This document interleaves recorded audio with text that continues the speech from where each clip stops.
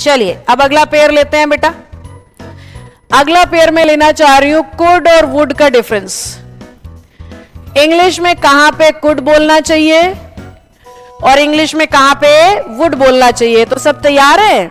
सबसे पहली और छोटी सी बात तो आपको यह पता होनी चाहिए कि कुड ना कैन का पास्ट होता है। पहले तो आप ये समझो, आई कैन डू इट, इसी को पास्ट में बोलना है तो I could do it. Will का पास्ट वुड होता है। अगर मुझे कहना है आई विल डू इट और इसी को पास्ट में बोलना है तो आई वुड डू इट। पर ये बहुत बेसिक ज्ञान है, लगभग हर बच्चा इसको बड़े इजीली इस्तेमाल कर लेता है कि प्रेजेंट में अगर कैन है ना तो पास्ट में कुड होगा, प्रेजेंट में अगर विल है तो पास्ट में वुड होगा। ये सबको पता है, ज्यादातर लोगों को ये बेसिक सी बात पता है। तो मैं अलग या नया या मुश्किल क्या है जो पढ़ाना चाहती हूँ, बड़ी छोटी सी बात है।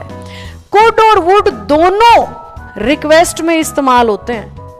यहां बच्चा फंस जाता है।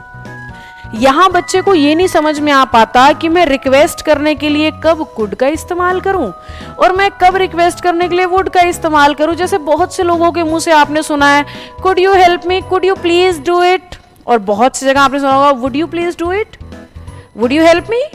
समझे?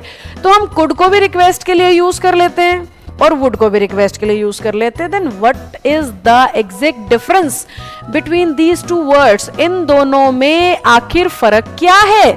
तो ध्यान से सुनिएगा, बहुत ध्यान से सुनना बेटा, बोर्ड से नजर मत हटाना, कंफ्यूज हो जाओगे नहीं तो। इंग्लिश कह रही है कुड वहां लगाओ जहां आप पोलाइट रिक्वेस्ट कर रहे हो। कहां लगाओगे कुड? जहां पे आपकी रिक्वेस्ट पोलाइट है। सुनो, इंग्लिश कहती है जैसे ही इंग्लिश की लाइन में प्लीज दिखे ना समझ जाना पक्का कुड आने वाला है। ऐसे ही वुड के लिए कुछ हिंट मिलते हैं। सेंटेंस के अंदर बेटर शब्द दिखता है, would better, would rather, would sooner, would you mind, would you like, would that. समझे?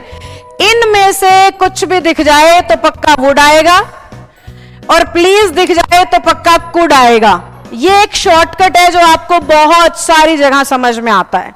समझे? ये